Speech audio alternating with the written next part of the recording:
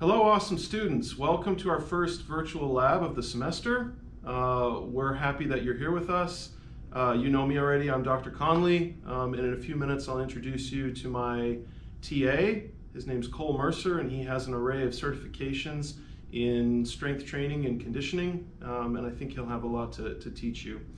The point and purpose of our virtual lab today is threefold. First, we are going to focus on standard and objective state-of-the-art assessment techniques for muscular strength, muscular endurance, and flexibility. So the first part is focusing on what ACSM, that's the American College of Sports Medicine, has prescribed for individuals to use to assess, again, muscular strength, muscular endurance, and flexibility.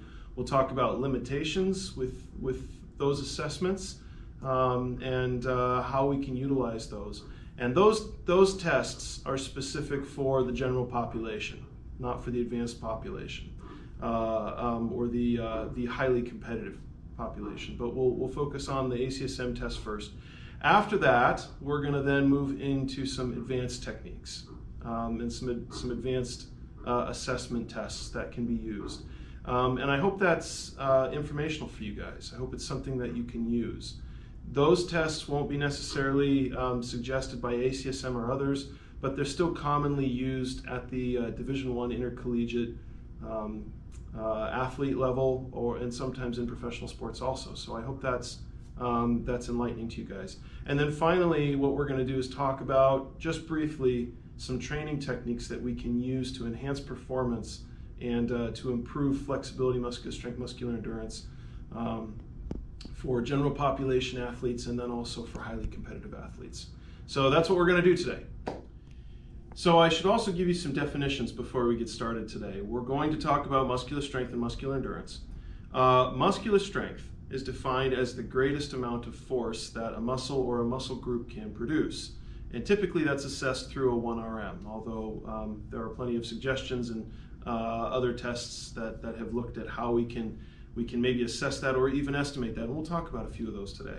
Muscular endurance is defined as the number of repetitions that we can essentially make against a constant submaximal load, or how long we can sustain a contraction, a single contraction over a period of time, say a plank or a wall sit or something to that nature, compared to maybe a push-ups or sit-ups or something like that.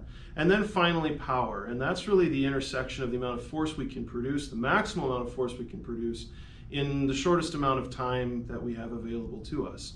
So that's really what power is. Now, just a disclaimer, we're going to talk a lot more about power in next week's virtual lab when we start talking about some of the advanced Olympic lifts and plyometric training. So we'll get to that later. And then finally, flexibility, as I think you all already know and have talked about in other classes, is the ability for us to move a joint through its complete range of motion. One thing that I would just hopefully get you thinking about before we start here, whenever we do an assessment test for strength, for muscular endurance, or for flexibility, oftentimes it's muscle or joint specific. The trouble with that is ACSM usually only recommends one or two tests. And then we have to make this assumption that that's representative for our entire body. In the case of flexibility, if we're doing a sit and reach test, for example, and we are assessing lower back and upper hamstring flexibility, many times people make the assumption that the whole body is this flexible, but really each joint has its own unique context, its own unique situation. The joints are different types, as you well know, which means that if we wanted to truly understand whole body flexibility, we would need to perform flexibility assessments at most of the major joints throughout the body, which is time consuming and sometimes not that feasible. So we'll talk about that. I'd encourage you to think about that with muscular strength, muscular endurance, flexibility. It's something we don't have to think about with cardiovascular endurance or body composition, which are whole body and systematic.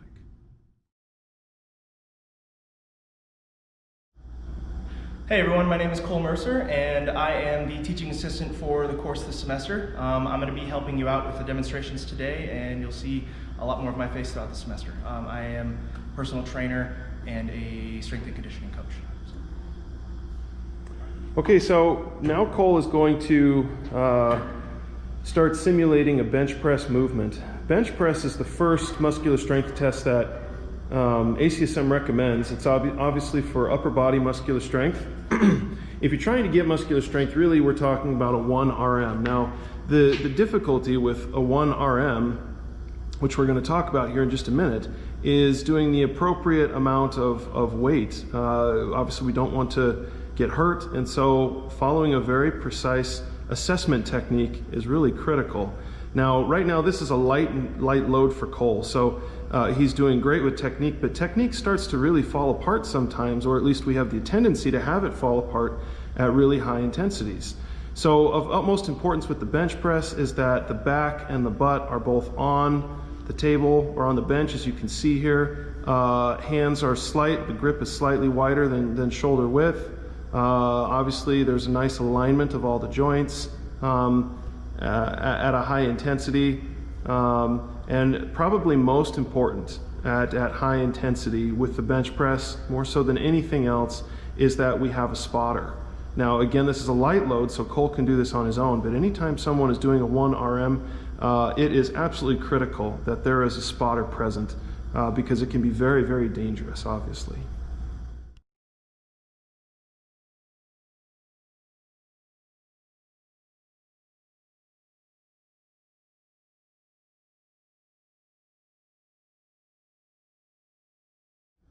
So we don't have a leg press machine to simulate that. Most of you have probably done a leg press before. That's the second thing that ACSM recommends. Obviously that's to test lower body muscular strength, and you do a 1 RM with that also. What we will be providing to you, and I'll provide this to you in your lab report, is data for Cole specifically for his max values for both bench press and for leg press and some of these other tests.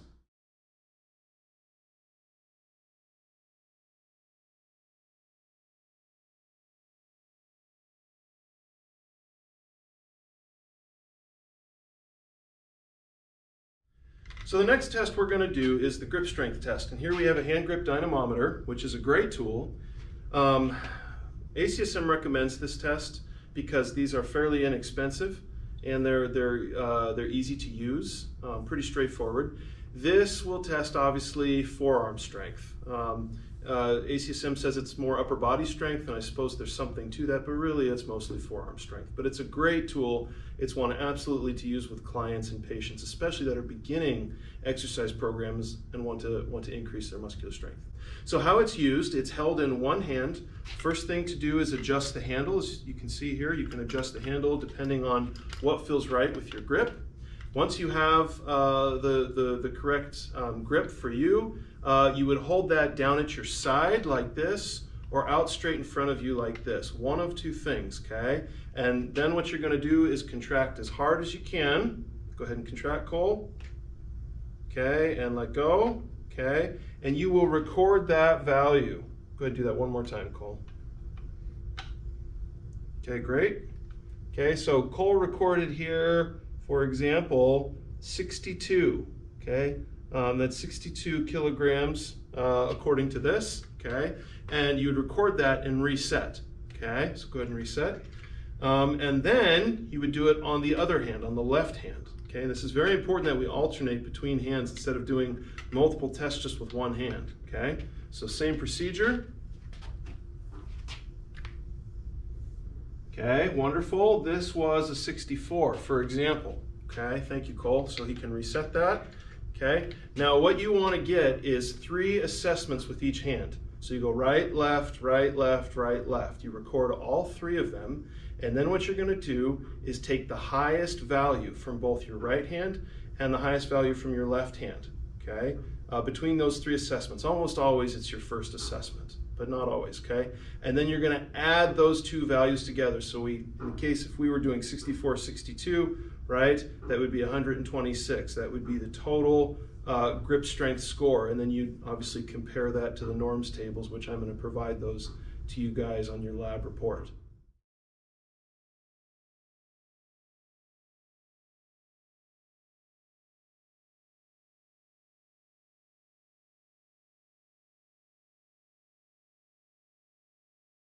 All right, so now we're going to begin muscular endurance assessments, and we're going to start with the push-up test. And this is one that ACSM recommends, albeit the problem with push-up test is everybody's done push-ups before and everybody thinks they know how to do it, but there are some very, very specific things which ACSM requires. First, I'd like you to notice just the nice shoulder width apart of Cole's hands. The whole purpose is to keep the body straight. With the exception that female athletes have the option to do this from their knees, and so that can be a hinge point within this whole process. But first and foremost, ACSM says that the push-up test starts in the down position, and the individual should look forward. So the whole goal is to touch the chin and chest to the mat, and that's perfect right there. So Cole's going to go ahead and start. Up, down, and Cole can just keep going on his own until exhaustion. Okay, now the maximum number of repetitions is what we're looking for here, but the repetition, first of all, should involve fully up and fully down and no rest periods. So the total score is basically just the maximum number of correct push-ups which are done, as you can see here, without a pause or without a break in form. If the butt starts to come up, or anything like that, then we would need to, so for example, we would end the test there in this situation. Other things to watch out for, obviously the butt coming up, right, or them not going down fully. Individuals like to pause at the top of the test. They don't necessarily need to do that. Some feel that they need to go super fast through this test. See right there, that would be a break in form and you would end the test right there, okay? But the push-up test, it's really about reminding them. Usually what I do is if I see the butt go up a little bit or their chin doesn't go all the way to the mat or their chest doesn't, I'll remind them that they need to do that, and then they'll correct their form a little bit and be able to pump out a few more. But usually slow and controlled is more the route we're looking for here, okay? So that's the push-up test, fairly straightforward. Here's Cole basically simulating what the female athlete could do. Cole, go ahead and put your feet on the floor there too as you do that. And go ahead, Cole. He'll go all the way down, start in the down position, yep, and then he'll go up, right? Notice the butt's not coming up, his back is staying straight, his chin, as you can see here, and his chest are touching the mat, and obviously he's not pausing in between reps.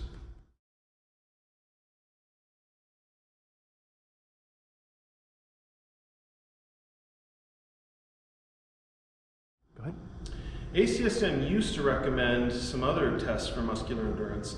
There was a sit-up test for a while, there was a partial curl-up test for a while, these focusing on abdominal muscular endurance.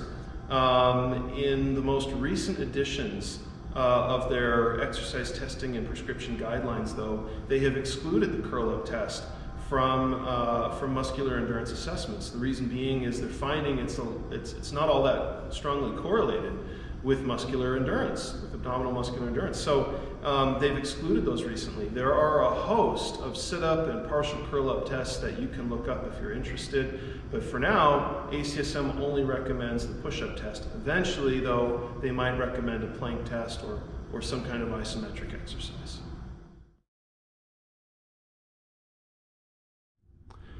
Now we're going to begin our flexibility assessment, and this is the single flexibility test which ACSM prescribes. So really this is just looking at lower back and hamstring flexibility, and unfortunately sometimes that's generalized for people to think that, well, this is total body flexibility, but it's not a bad test. It's just limited in what it tells us. Okay, so first and foremost, notice that Cole has removed his shoes. Okay, the most important thing you can do for someone when you're testing their flexibility is to have them warm up their muscles first. If for nothing else, if you're asking someone to stretch to the point of what their maximal capacity is and their muscles are cold, that increases the likelihood of some kind of a strain or other kind of injury, and that's absolutely the last thing we want. So how we want to work with our clients when we're testing on flexibility is one hand on top of the other, and the name of the game here is slow and controlled movements. No jerking, no lunging, no ballistic movements. And what we're going to have them do is slowly reach forward and push this little marker here as far as they can, okay? And once they do that slow and controlled, they'll hold at the end. We'll have Cole do this one more time. to show you that again. Slow and controlled movement. Controlled, controlled, controlled, back. Okay. And now we're going to talk quickly about some of the things that you need to watch out for in case you have to have them repeat their test. So most commonly, as people go forward, the further they get, the more inclined they are to lift up their knees. Look how he's lifting up his knees to try and go further. We need to remind them to keep their knees on the ground, okay, to keep them flat. So go ahead and do that again, Cole. Notice his legs are staying on the ground. Very nice. And it would be slow and controlled throughout. We should repeat this test 2 times so that we have at least 3 measurements to be able to draw from, and then we will compare to the norms tables that ACSM provides.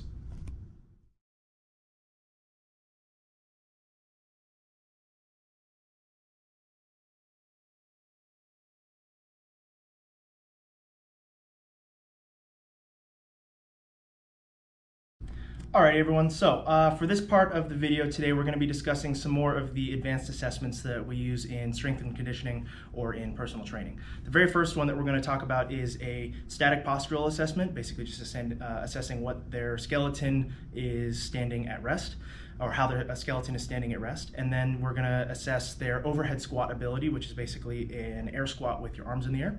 And then finally we're going to discuss a couple of mobility techniques, including self-myofascial release, or commonly known as foam rolling, and then we'll go into a little bit of static and dynamic stretching as well.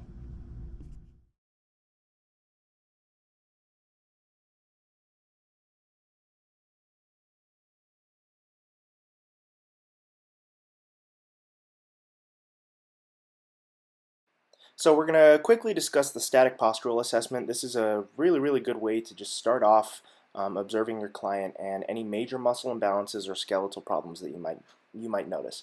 So here we can see there's both an anterior view and a lateral view. The main things to really pay attention to here are the feet and the ankles, the knee, the lumbopelvic hip complex, or basically just our hip area, and our shoulders and our head and cervical spine. So in the anterior view here on the left, we're really looking for hip alignment and shoulder alignment. We don't want one to be elevated higher than the other. We're looking for our neck to be straight and our hands falling nicely to our sides. We don't want our hands to be like out super wide as they're relaxed. That might indicate some major muscle problems up in the upper body. Looking down towards the feet, you really want to make sure that their feet are planted firmly in a tripod foot. So in your foot, you want to be planted in your weight through your heels, your pinky toe, and your big toe. That's the tripod foot. If we are too pronated or too supinated, then that can create problems that result upstream in knee problems or hip issues.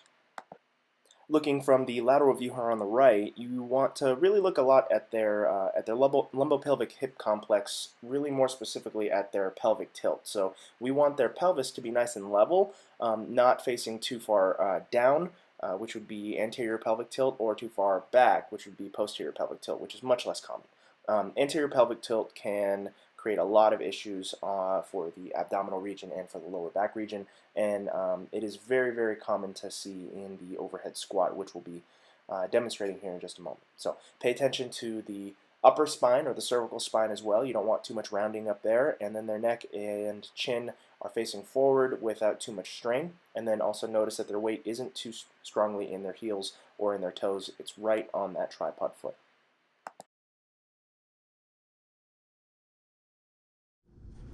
The next assessment we're going to do once we've assessed their posture is an overhead squat assessment. So what we're going to do is we're going to have the client stand with their shoulders or feet shoulder width apart, and then their toes are going to be pointed out just a little bit, whatever is comfortable for the client, and they're going to take their hands and they're going to raise them above their heads. And then they're going to have their palms facing inward, facing each other. And what they're going to do is they're going to engage their hips and knees at the exact same time, or they're going to bend their hips and their knees at the same time and then drop their butt to the floor. So go ahead and demonstrate one squat, down and all the way up. Go ahead and do one more, down, all the way up. So now let's observe this from the lateral view as well.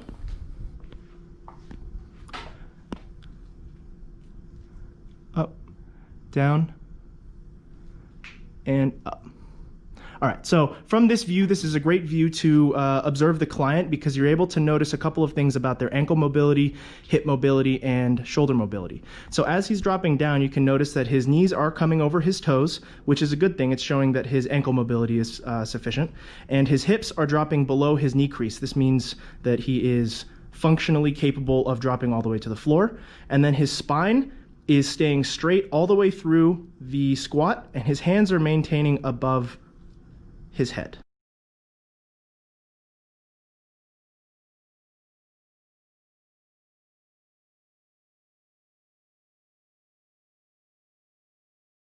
So real quick, let's discuss one or a couple of common issues that we notice in the overhead squat assessment. So the very first thing is when our client begins to drop down, you'll notice that their chest starts to lean forward. Their back is still nice and straight, but they can't get their hips below their knees.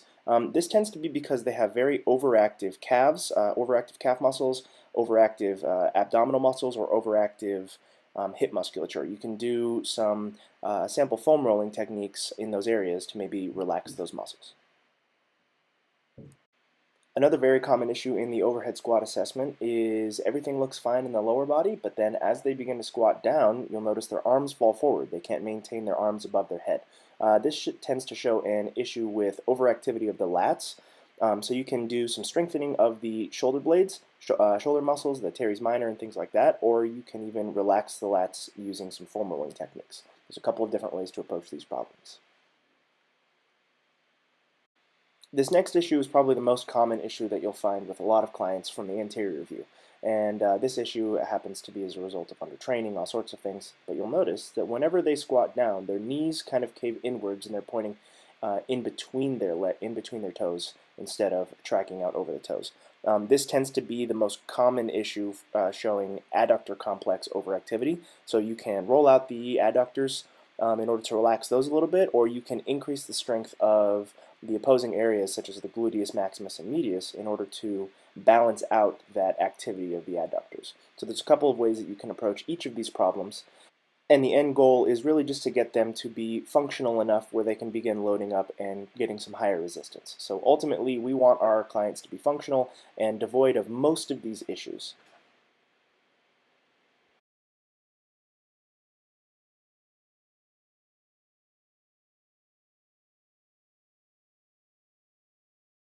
So next we're going to talk about the 1 rep max back squat assessment. This is a very common assessment that you'll find in a lot of gyms, and is a very great way to assess lower body strength in the form of a compound movement, as opposed to the more isolated form, which is the leg press in the previous section. So here what we're going to have our client do is drop down into a normal squat just to exemplify a good back squat, and then as I stand back up. So we're going to see from a couple of angles here, we can see that the bar is tracking directly over his heels all the way through the movement, and then he is standing back up nice and controlled. And we can see that his knees, as we assessed in the overhead squat assessment earlier, his knees are tracking over his toes, his hips are coming down below his knees, and he is able to control the movement all the way through.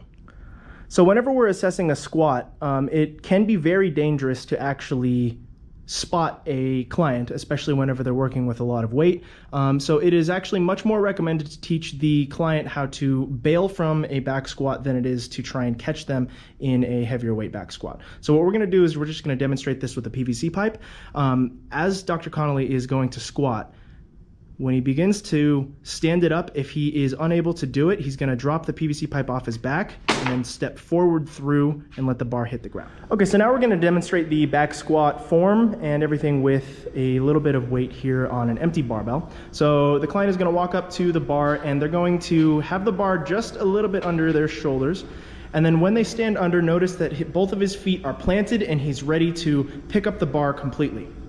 As he stands it off, he's going to take 1 or 2 steps back, and he's going to get nice and comfortable in there. And then notice that his hands have a good grip on the bar, and the bar is up on his shoulders, and that the bar is directly over his heels when he starts. And then when he begins, good form, the back is nice and straight. He's able to successfully get his hips below his knees.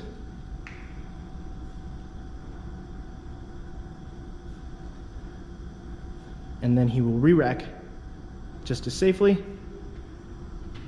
and squat it back down just like that.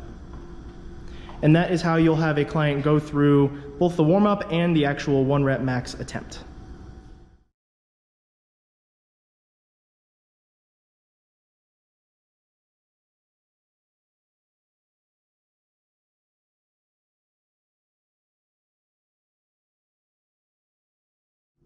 So the next assessment we're going to discuss today is the deadlift. This is a very, very common movement you'll see prescribed in all sorts of strength programming and in a lot of personal training gyms. So the very first thing that they're going to do is demonstrating with a PVC pipe. What we're going to do is have them start with their hands shoulder width apart or maybe a little bit wider, and the bar is going to be nice and close to their body. What they're going to first do is they're going to hinge at the hips and then let the bar drag down to their knees. Once the bar hits the knees, they're going to drop their hips and their knees forward and then pick the bar back up just like that. Notice that he is keeping the bar nice and close, hinging at the hips, and then once it hits the knee, they're going to go down to about mid-shin and then stand it back up. So when we're actually performing the deadlift, we're going to have the client stand with their shoulder width or feet shoulder width apart, and they're going to start with the bar on the ground. When there's weight, it naturally sets the bar to be right about lower mid-shin for most people.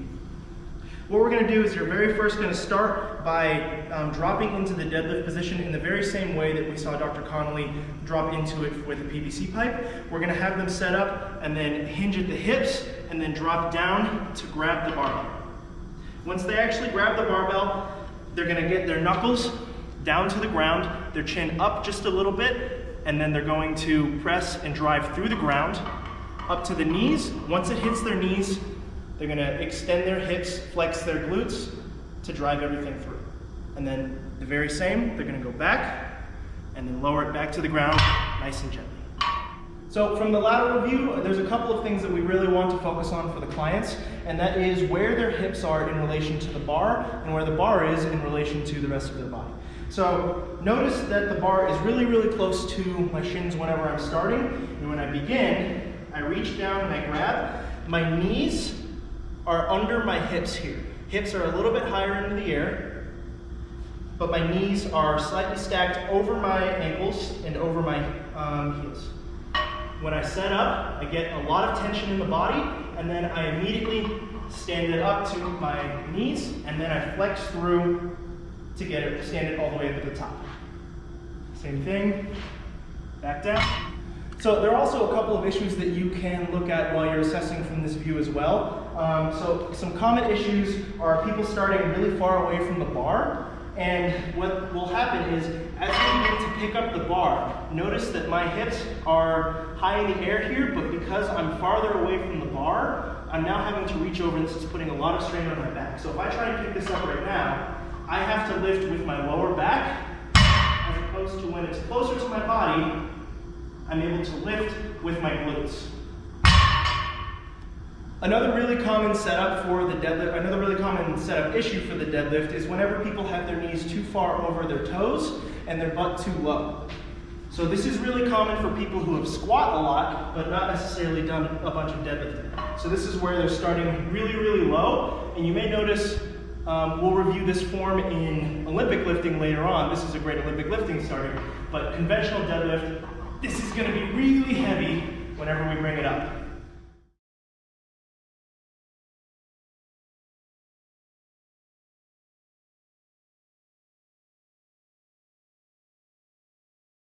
Okay, so a couple of considerations to make for your client with regards to the actual performing of the 1 rep max back squat or the 1 rep max deadlift.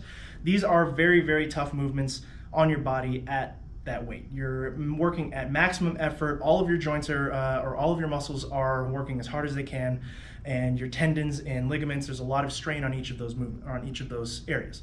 So one thing that you really want to consider is if you're going to be testing a 1 rep max back squat or deadlift, the client needs to either have a strong history of each of those movements prior to assessing it, or you can perform a lower rep assessment where you assess a 10 rep max or a 5 rep max, which you can then use to estimate the percentage of 1 rep max that you're currently operating at.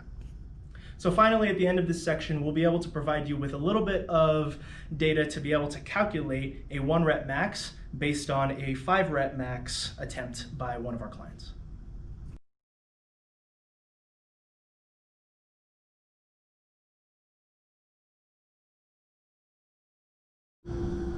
So next we're going to move into the muscular endurance portion. So for muscular endurance, we have a couple of different assessments for the upper body, and the very first one is going to be the pull-up assessment. The pull-up assessment is one that some clients may not be capable of performing, so this is obviously an advanced assessment for those who are interested in their back performance, shoulder stability, things like that. So what we're going to do is have the client step up to the bar, and to standardize it, we're going to go with one standard width of grip, which is going to be the palms facing away and roughly shoulder width or a little bit wider than shoulder width. The client is going to then chin in the air and chest up high, and they're just going to pull up, and they're going to perform as many reps as they can without rest.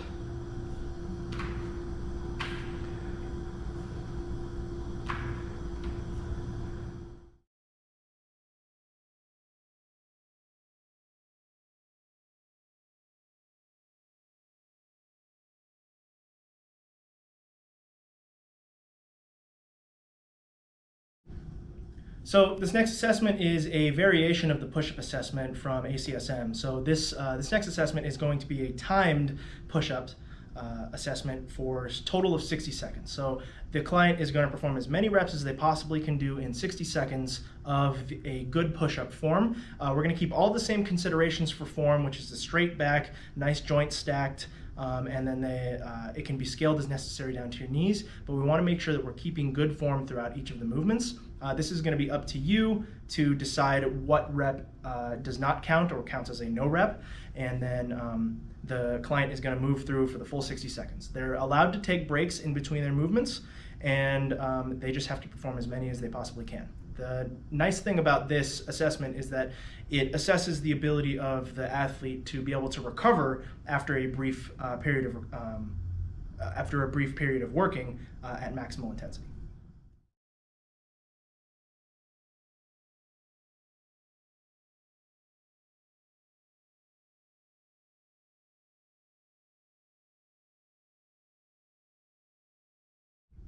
The next muscular endurance test that we're going to discuss today is the air squat assessment. This is just a max rep of air squat, which is assessing their lower body leg endurance. So what we're going to have to do, the client do, is stand shoulder width apart as in our previous overhead squat assessment, and then they are just going to perform an air squat down to the range that is comfortable, and they're just going to continue moving through as many air squats as possible.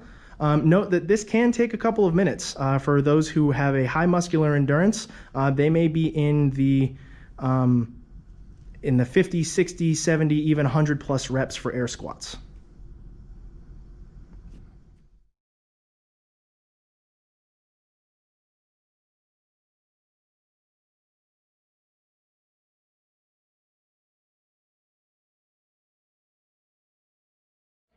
So the client is going to extend all the way out, and they'll be nice and up on their toes. And notice there's a nice flat back. He's up on his elbows, and his chin is in a neutral position. And what we're going to do is we're just going to ask them to stay in this position for as long as they possibly can without form break. So if you notice their butts start to shoot in the air a little bit, or they're having to drop their knees to the floor, these are all considered form breaks. And they're just going to hold this for as long as they can.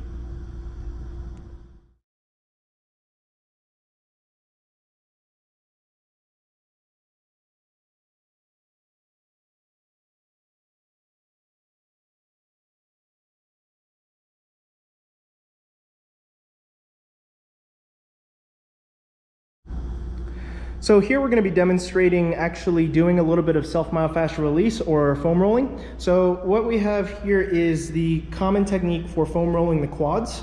And what the client does is they just lay over both legs onto the foam roller. And they're just going to roll back and forth from the knee, top of the knee joint, all the way up to their hip crease. And then back. And then notice that he's going nice and slow. You want to be able to spend enough time along knots that you're actually able to release the knot itself. and then go back and forth. Again, these are recommended to be done for about 30 seconds each.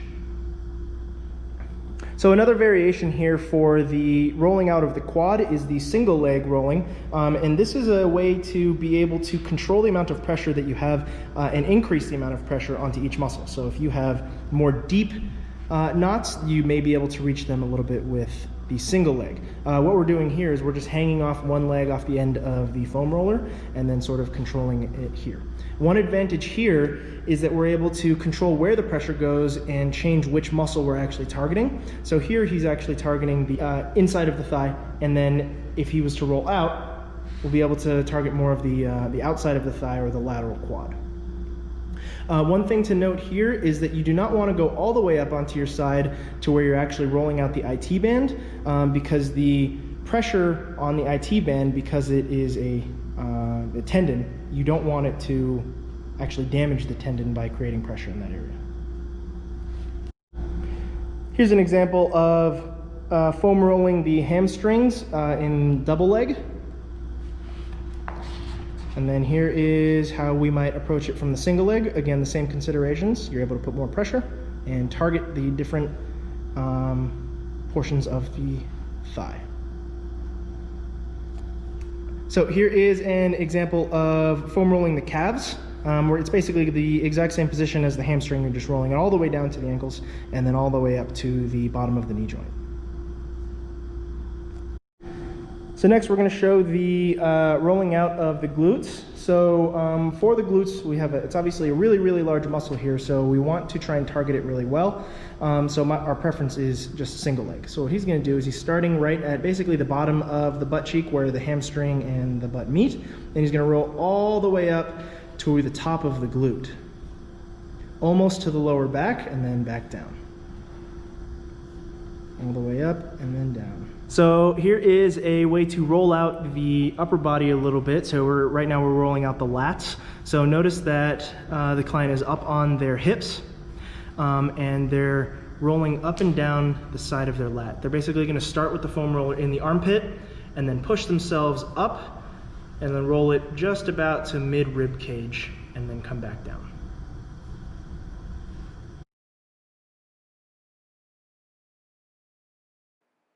Okay, so as promised, we're going to discuss an example warm-up.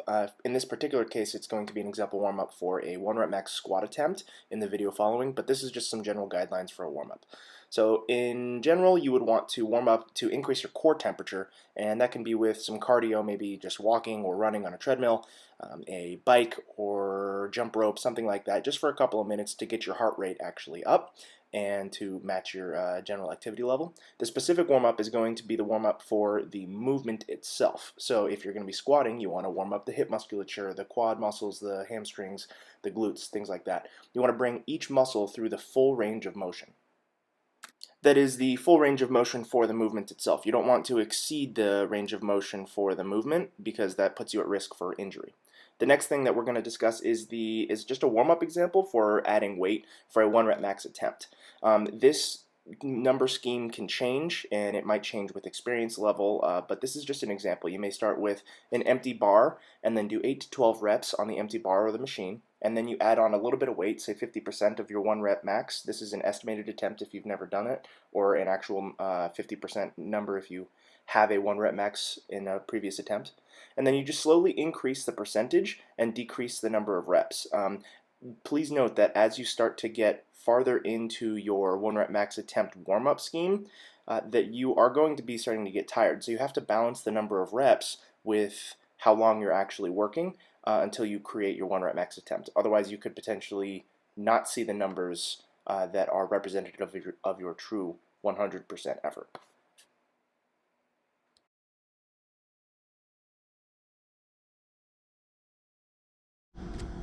So for the world's greatest stretch, what we're going to do is we're going to start off by inchworming out into a push-up position. So we inchworm ourselves out. Once we're here, we're going to get 1 foot up to our hands or as high as we can go. And then I'll start off by taking the same arm of the foot that came up and then reach to the sky, opening my chest.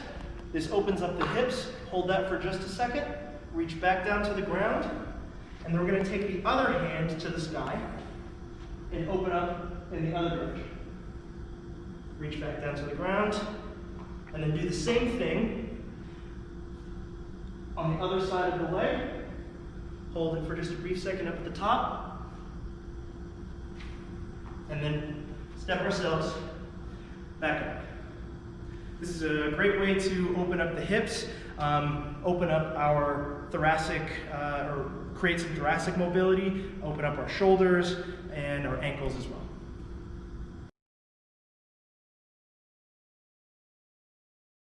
So whenever we're warming up for a squat, deadlift, anything like that, we want to consider the joints that we're specifically trying to use for that movement. So just for an example, I'm going to provide some movements that we like to do for warming up a squat. So when we're warming up a squat, obviously we're going to be using a lot of our hip musculature, our ankles, our knees, and even just a little bit of our lower back. So I like to grab a PVC pipe, and we're going to do the following movements. First, we're going to take the bar and we're going to put it up onto our shoulders. And we're going to get our feet shoulder width apart, and we're going to perform good mornings. This is essentially where we're just hinging at the hip, keeping our back nice and straight, controlling, and then flexing our glutes and our hamstrings to bring ourselves back up. We really want to focus on flexing the hamstrings and glutes to bring ourselves up, rather than just trying to stand ourselves up using our hip flexors. Okay? We're here, stand it back up. We're going to do between 10 to 15 reps of those for around 2 sets. The next movement that we're going to do is, if you need to, you can use some support either by grabbing a PVC pipe or grabbing a rack. And we're going to do some controlled leg swings.